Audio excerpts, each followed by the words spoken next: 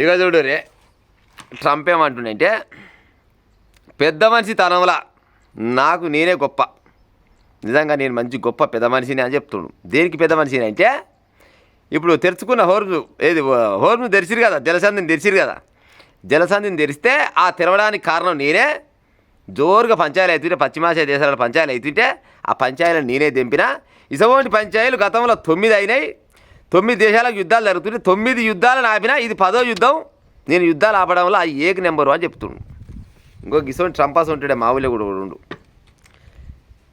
పంచాయతీ పెట్టేది ఆనంతే, మళ్ళీ పంచాయతీ తెంపేది ఆనంతే. ఈ ట్రంప్ మాసరే ప్రపంచాన్ని మొత్తం కంపు చేసిండు. మళ్ళీ ఇవాళ యుద్ధం జర్రంత ఊకున్నట్టు అయింది అంతే. అది ఇంకా అవుతుందో ఏమో ఇంక పూర్తి కూడా తెలియదు. కానీ మళ్ళీ ఏమంటే ఈ యుద్ధాన్ని ఆపడానికి కారణం నేనే అంటుడు.